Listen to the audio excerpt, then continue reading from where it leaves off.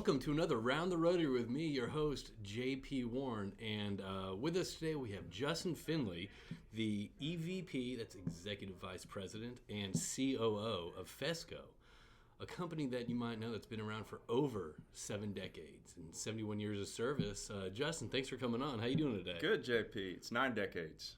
71 years, 9 decades. There you go. 71 years is 9 decades. Yeah, start in 1949 up into 2020. That's 9. A decade's 10 years, though.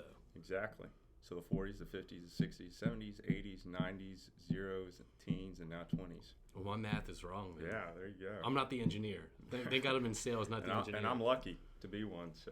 So we're glad to have you on. You've been writing the show for probably the past 4 months religiously, probably about 3 times a week to get you on the show. Is that correct? 100% inaccurate information, fake news. Okay, well, I have the email that you sent.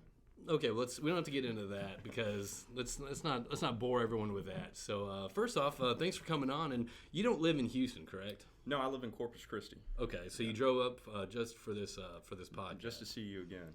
Well, I knew you'd be peacocking, and you didn't disappoint. So you look sharp. Well, it's sponsored. Today's show is sponsored by the Blazers, the Blazer Corporation. Just feel free to swing by and give them a shout. So, well, I guess let's kick this off with you a little bit. First off, I kind of want to talk about your background a little bit before we get into your company's history and kind of where you were and what brought you where you're at today. So, why don't you give us a little background on yourself? Sure. And starting off, I did a little bit of research on your podcast, watched most of them. You had some high-quality individuals that you interviewed, and so props to you. It was interesting, some clients and some friends, and it was really impressive to hear their background that I didn't know about. So thank you for having me on. Thanks for being here. I grew up in Alice, Texas, where I still work. So I live in Corpus Christi now, but I commute back and forth. My family's still there. One of my grandmothers lives across the street. And, my family got there, grandfather got there in the late 40s. And so I grew up in Alice, Texas, where it was only energy service companies and ranching and farming. I went to Texas Tech on a petroleum engineering degree. I'd worked on the rigs with my uncle, Brent Yoakum, out there, and spent 2 summers there. And so that allowed me to get a internship with Oxy before I even had a GPA. And so studied at Texas Tech, worked every summer. I had an internship. Doing what? A lot of the field, a lot of running around with the pumpers, a lot of water floods in West Texas. I worked some of the Hugoton assets for Oxy in the Oklahoma, Kansas area. Okay. Oklahoma Panhandle, and then with Burlington Resources, which was in the summer of 2006. That exact summer, the acquisition by ConocoPhillips took place. And so there I was working around the Bryan, Texas area. And so I graduated 2006, went to work in Dallas as an operations engineer. I took a senior engineering position with another company. And at that point, I kind of realized that eventually I was going to be going back to FESCO, going back to South Texas. Right. And, I loved the lifestyle. I was living in Dallas. It was great. I love the people I was working with, but I had an itch to serve, and so I went into the Navy for a few years. My father was a SEAL, UDT 21. My both grandfathers were in the Navy, one in World War II, the other in Korea, which was the Forgotten War. And my grandmother on my father's side was a naval officer as well. She was on Admiral Nimitz's staff during the war. And her father, so my great-grandfather, was a captain, and his brother was an admiral during World War I, and they both got the Navy Cross for their actions during World War I in the North Atlantic. And so that's kind of what I wanted to do. So large naval history in your family. Exactly, yes. And so you felt the need that you wanted to serve. Sure. And at the young age of 18? I went in at 30. Okay, yeah, close enough. So tell us about that. Sure. Well, it was tough, it was everything you could ask for, and I got out, and then I came back home in 2014 to work at FESCO. I spent 2 years out in the field. I spent anywhere from 3 to 10 weeks at every one of our districts. Okay. And if you ever look at a map, we have quite a few districts, but I worked every service that we offer. The one I still haven't is the pipeline services, which I'm extremely excited about. I think that's one of the bright futures at FESCO. We have a great team over there. But I spent 11 weeks actually on the Ohio-West Virginia border in the winter. Quite a few wideouts out there doing some production testing.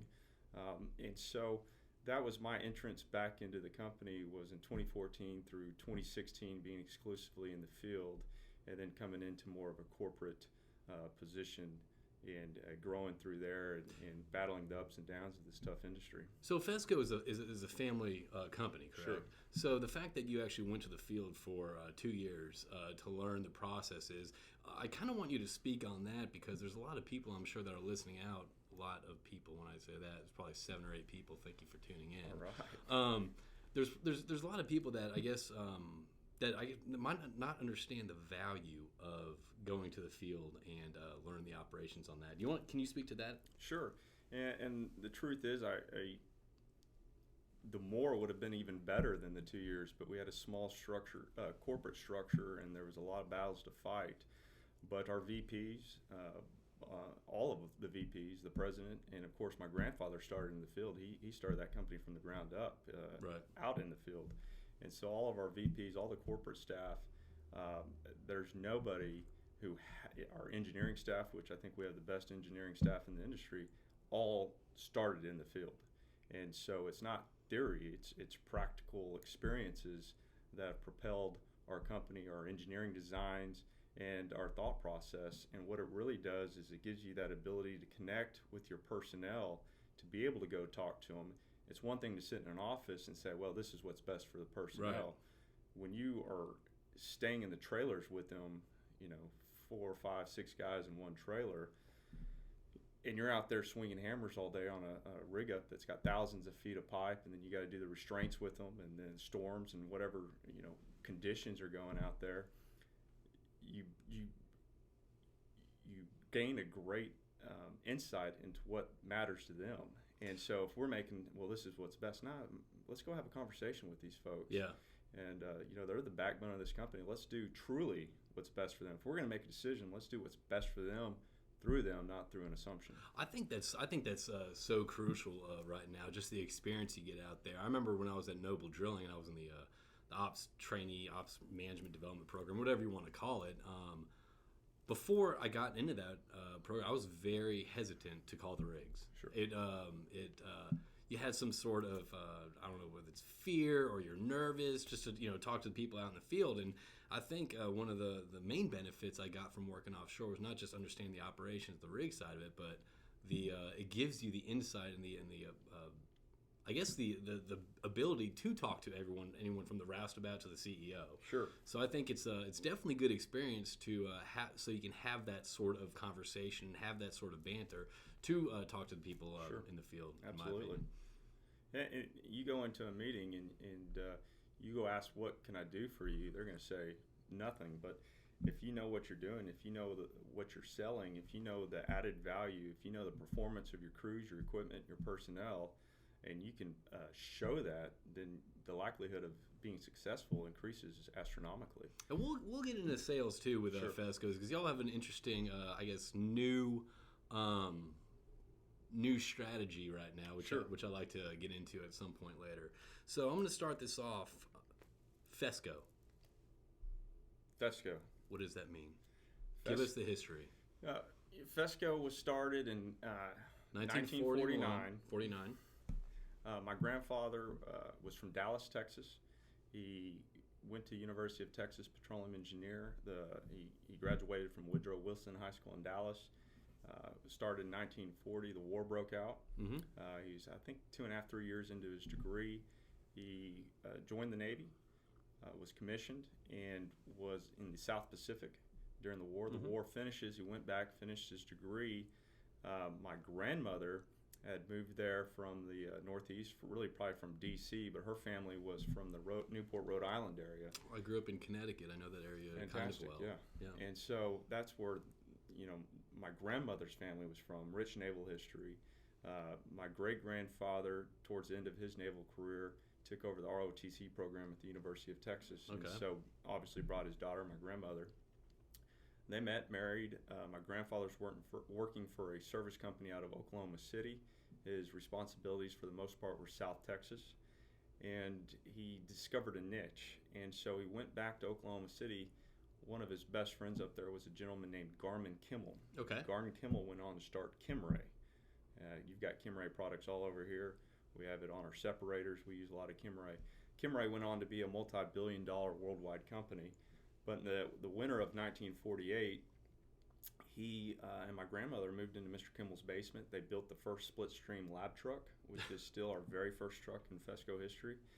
And he drove it in December of 1948, drove it down to Alice, Texas, and started FESCO in the January of 1949.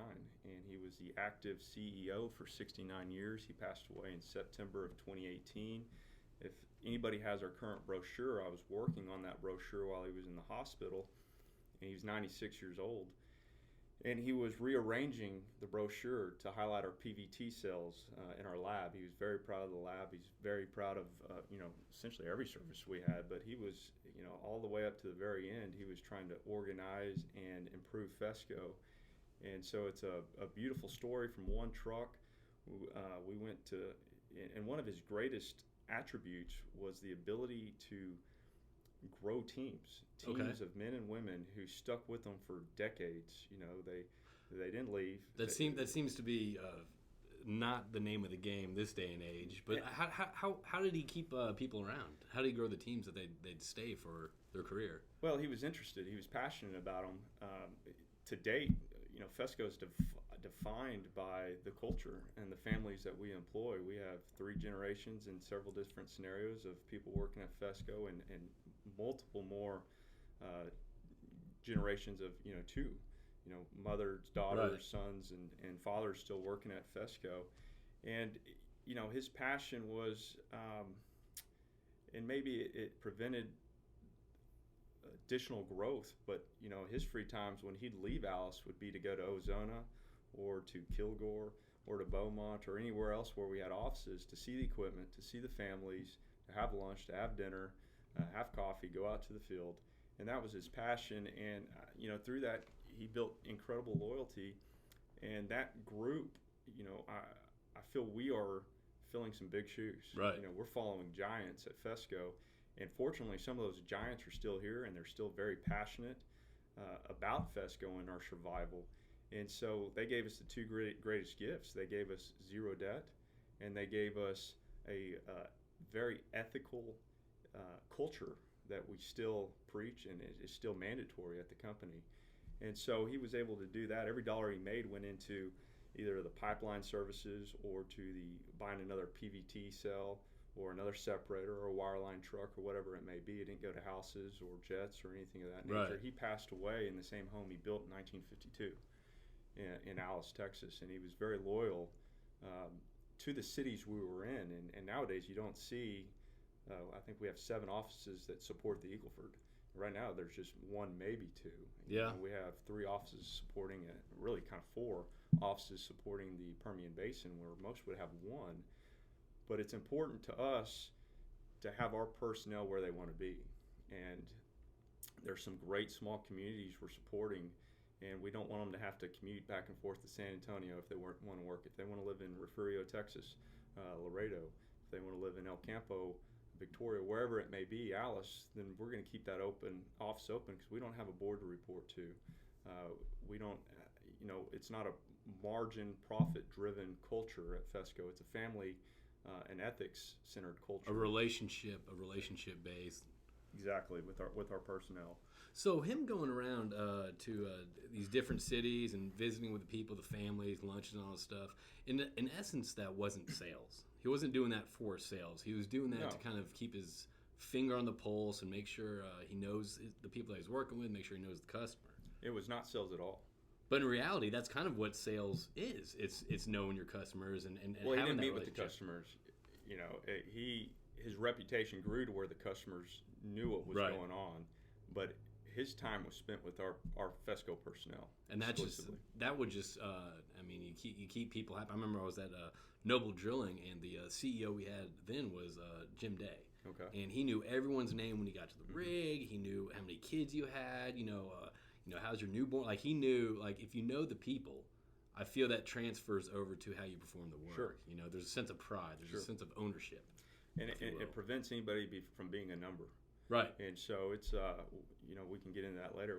For the first time in our history, we had to make some very tough decisions that were extremely tough because of the relationships we built. Because myself, my brother, my dad had worked with these men in the field, and they've been a part of our story. They are our story. It's a personnel based story, and so and it's built through those relationships, not being somewhere else, but being at your offices, being at your locations.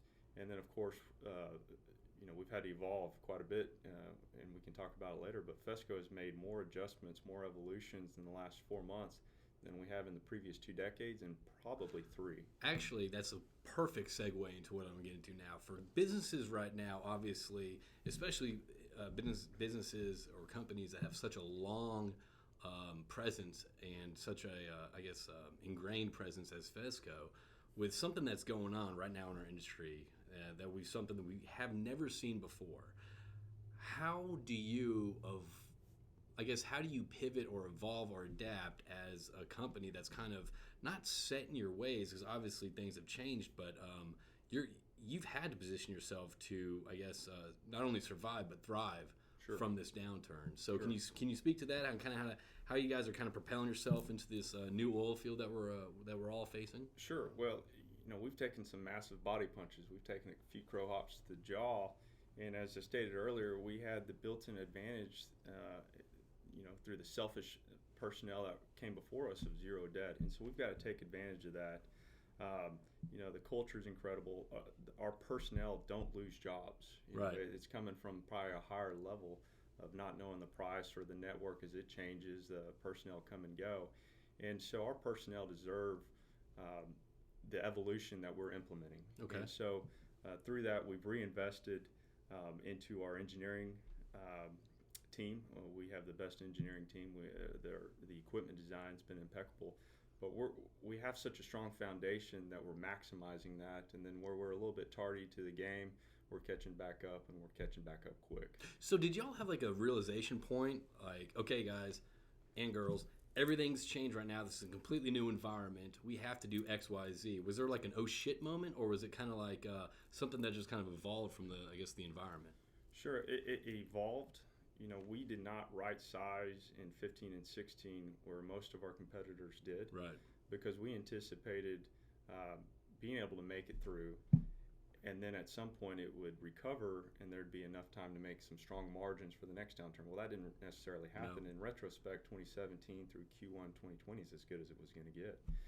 And so we had to look at the data for the first time and really make some forecasts based on that. And as you well recall, March, April, some customers were going to continue to stay busy, and so we included that into our model, into our forecast, and then boom, they're done.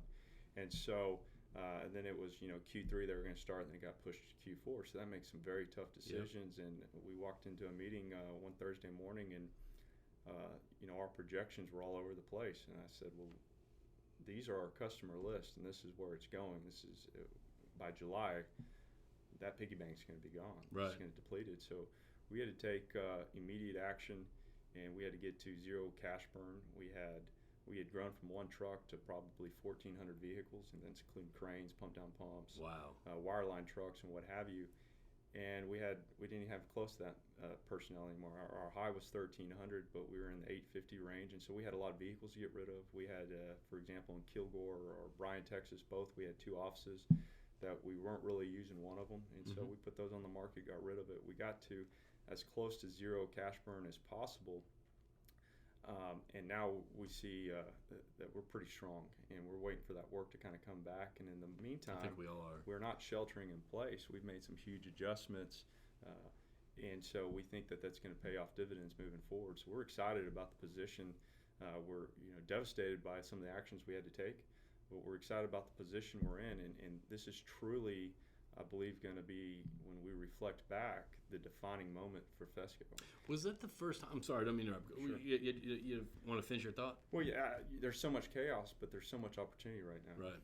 So being in that position, I guess, of now basing your personnel decisions based on forecasts when you didn't do that previously. How was that feeling? Was that the first time that y'all have actually had to make decisions based on collapsing market and based off of forecast when it came to personnel? Sure, and of course the forecasting was, who knows how accurate it's going to be in reflection, but it was the first time we had to take action that we did. And so we took it, we dealt with it, and we're going to be stronger from it. Okay. All right. So let's talk about kind of how you guys are positioning yourself into this. Before we got on and started recording the podcast, we actually discussed sales. Mm-hmm. And kind of you're building out this team. You're doing this. You're doing this. You're doing this. Well, how are you kind of? What's your strategy when it comes to, I guess, not only staying in this market, but also potentially growing for that area of opportunity in this market? Sure.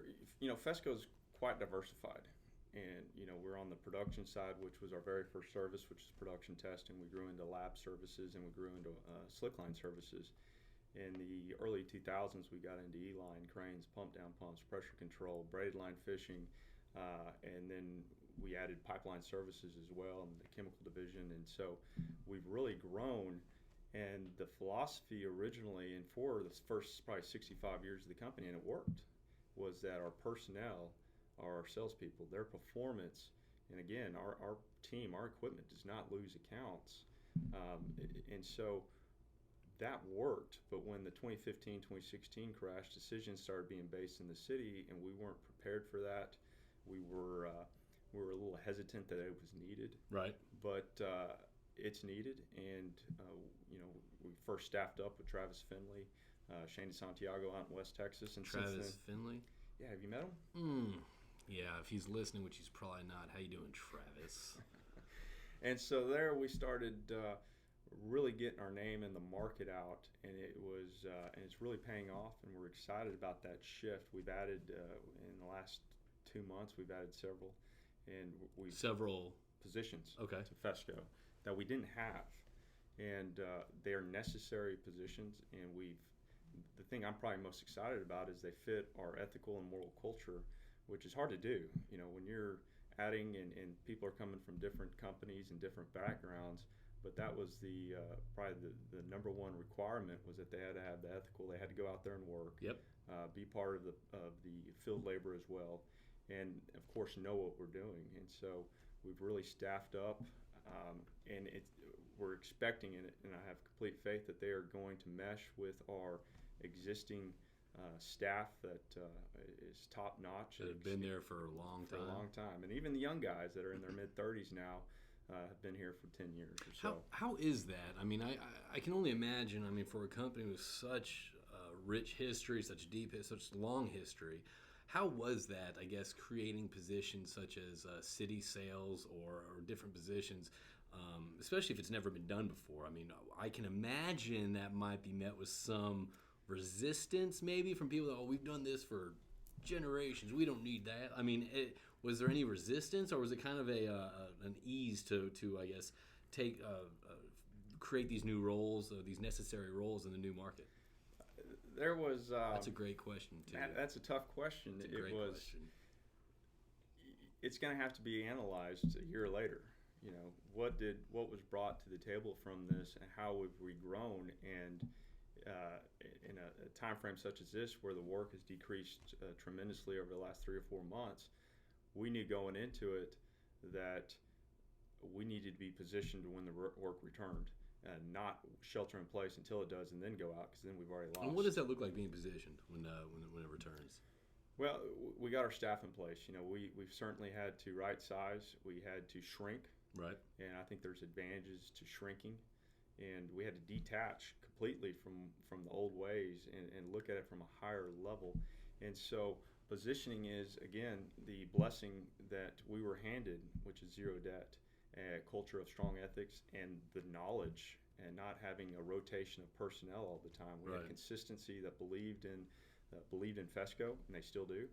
And so we've done every step we can ethically to support those families. We actually had to do some furloughs as well, which we wanted to cover their insurance, and hit the ground right now is where we're trying to build these relationships again and see what's going on. And because of zero debt, we have an advantage of our equipment. We don't have to pass on third-party charges. And for the first time, FESCO's gone from being an expensive company to competitive with anybody. And then you get in our opinion, superior service and superior data. And so we want to be positioned when that starts. FESCO's now in the conversation as opposed to when we weren't. And we're already seeing our customer base has expanded in the last 2 months. And that's tough to do. That's something new, building new customers during this time frame. How do you communicate, I guess, information to your team, for the people working out there? I mean, especially in such a uncertain and pessimistic and doom and gloom time that we're in right now. What do you communicate to people, and how do you, I guess, keep them motivated? Well, everyone's stressed right now. Right. Everyone's got families to support. They got schools. They've got, and of course, it's not just the energy industry for the first time in a while. Industry. There's families out there with kids and having to work. So everybody you talk to, whether they're oil and gas related or not, they're having a tough time. Right. And so our approach has been, we're going to be open and transparent. FESCO's strong, but we can't be strong unless we make some changes from the past 70 years, which is get to zero cash burn as close so that we are ready. And when things pick up, we're not, out of funds. Right. And so, our staff that's employed, they're having to do a lot. They're having to wear a lot of hats. So we're coming out with new designs. We're building, as we said, we've added certain positions, and we're going to expect there's going to be accountability for sure, but there's accountability on all of us, and our personnel deserve that. Right. For sure. Okay. And so we're being very transparent. We're saying this is why we're doing it. This is the best we can offer, and we are doing our best to make sure that the work comes back as soon as possible. And for the first time, we're not going to depend on it being on your responsibility, your performance. You did your job. Your performance was excellent. It's our turn during this downturn to catch up to where we were a little tardy. Catch up, stay relevant, stay in front of people, and continue to try not just maintain but grow, if possible. Yeah, and we should be growing. We don't want to shelter in place. We don't want to see market share go away just because of old mentalities possibly. It's an evolve or die. And so we're evolving quickly. All right. So what's the future for FESCO? What are you excited about? I'm excited about the strategy that we have. It's a completely new strategy. Like I said, I think this is our defining moment, and I think we're going to reflect back and see a completely new FESCO. And by new, it's just that 15-20% that we might have needed some adjustments. But the old culture, the ethical culture, the performance-based culture is still going to be there, and that's going to be our propeller. But I'm excited to see, they have that saying 1 + 1 can equal 3. Right. And so I'm hoping, and I believe in it, that the new talent that we're bringing in meshes with the current foundational talent. And as opposed to those working separately to 1 + 1 = 2, they're going to work together, and 1 + 1 is going to equal 3. And so I think we're going to be a new company coming out of this, and I think it's going to be the best for our employees. And I think we're very well positioned to continue being strong and continue the legacy. We have no interest in selling or going away, and this is what we're all committed to: the family, the families, and so we're all on the right track. One thing that we discussed before we started recording this is we're talking about all these new ideas or new strategies. We're going to try this, we're going to try this, and I said, well, what if that doesn't work?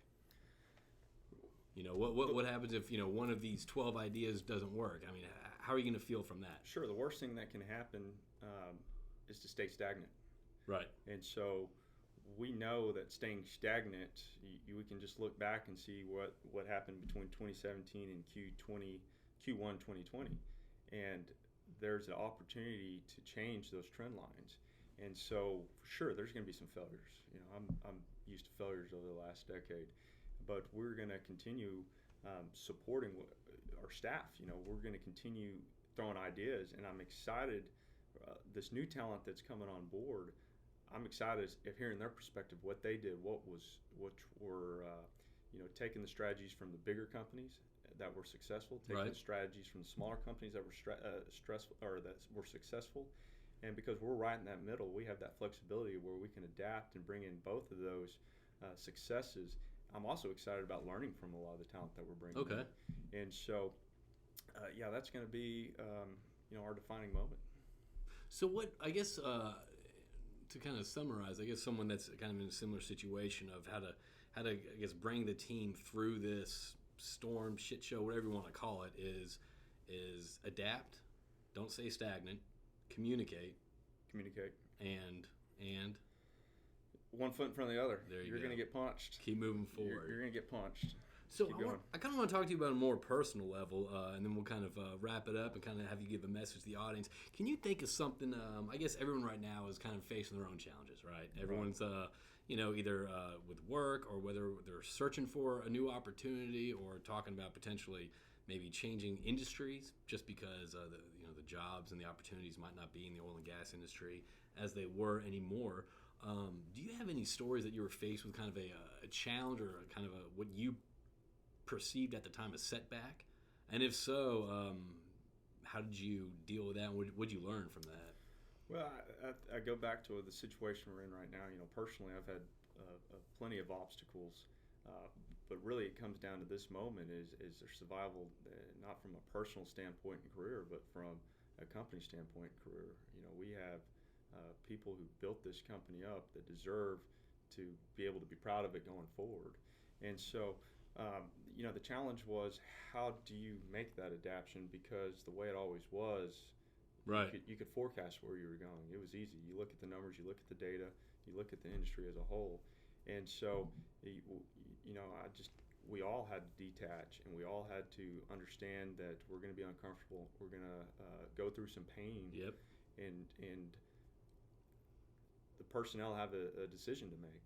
They can go into a different industry, but it's our obligation to them to bring it back to them and give them that opportunity. And so hopefully everybody can reflect on this at some point and say, well, we got to spend a couple months quality time with our family or what have you. FESCO as a whole didn't shut down. We were every single day, and then when it got real bad, it's Saturdays and Sundays up at the office going through numbers, going through all the data we could collect. And so that was a very tough time. It still is, and we are starting to see some green shoots coming. We're starting to see some positive momentum. Just yesterday alone, we secured 2 new accounts, and so we're starting to see that. It's given our people hope, and that's the best thing we can do is give honest feedback, but let them know the good things. Right. But they also have to understand the position that FESCO's in, and so that challenge was protect the ship, and the ship is FESCO. And all FESCO is a vehicle between the operator and our families that we employ.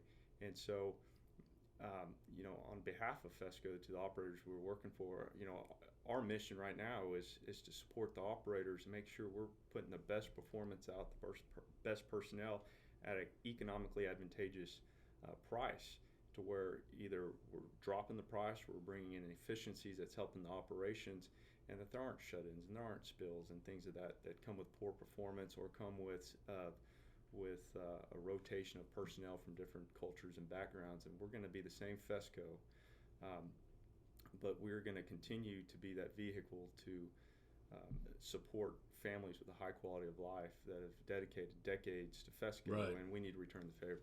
So what? That's good. That's good feedback. What is there anything else that you'd like to bring up on the show that you'd like to kind of talk about? I guess whether it's FESCO or whether it's your outlook or I guess advice or counsel to people that are listening out there.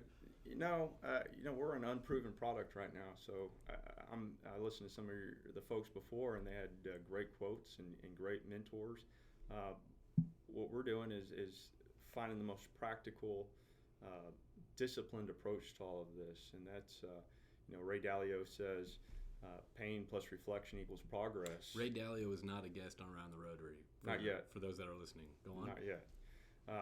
And so we're looking at we've been through the pain, but interesting enough, before the March and April downturn, we were already reflecting on the previous 3 years, and so we were introducing new products to the industry that we actually got in January and February. And so we know they work, and we know on the production testing side, we're going to be able to reduce costs. We know the data feedback, barrels in, barrel out, is going to improve on the drill out process. We're partnering with industry leaders on the more technical things such as E-line to bring new efficiencies to our completions package, which includes everything except frac.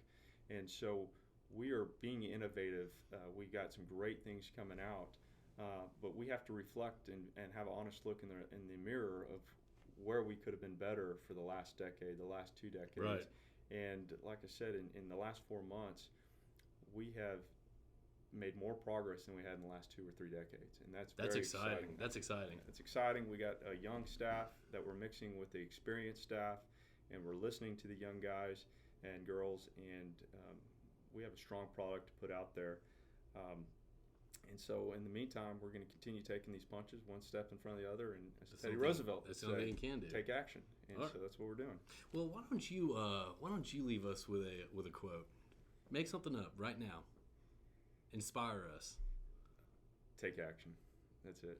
That's all we got. Be disciplined, take action, take care of yourself. Okay. All right. Well, and everyone, this is, again, Justin Findley, Executive Vice President and COO of FESCO. And if you'd like to get in touch with him or get in touch with Round the Rotary, you can reach us at roundtherotary@cap-petro.com. And again, for any well site supervisors or project engineering, you can get in touch with Capital Petroleum Consultants, the sponsor of the show. And again, so the quote is... Take action. Take action. Be disciplined. Be disciplined. Take care of yourself. Take care of yourself. And I think you'll be seeing that a lot more on billboards around Houston and Alice. There you go. Well, Justin, thanks for coming in, man. Absolutely. I appreciate it. And I guess good luck to you. And I guess the evolution of FESCO. Look forward to see where that goes. And we all got a good group over there and a good reputation. Well, you give us a lot of support, so we appreciate it. Well, you excited give us to see what a lot y'all of are doing. support. There you go. All right. So is Travis Wells out there. If you're well, you probably listen to this. Travis Wells, man, that is a hard-working dude. Guy We're fortunate he's on our team. Yeah, I think he's a marketing son of a gun too. And you know what? He's not even the sales guy. Yeah. So before we wrap up, that's something interesting too. I mean, to talk about Travis, who I originally thought was the sales guru over there. Justin informs me that he's not even in sales. So that kind of, I think that kind of speaks volumes on every employee that people have, regardless if you like it or not, is in sales, is representing the company and themselves. They're in sales, and you got to wear multiple hats. You've got to be effective. Right. There's no doubt about it. You have to be effective, you have to be efficient, and you got to be passionate. And we have several members like Travis, but Travis has been kind of the marketing guru, and he's entertaining. He's entertaining to see, but he's hardworking and he's as sharp as it gets. And we're fortunate he's on our team. Yeah, I think it's good. So, all right, everyone, thanks for tuning in. Remember, take action, be disciplined, and take care of yourselves and others. All right, guys, thanks for listening to Round the Rotary, and thanks for coming in, Justin. Thank you.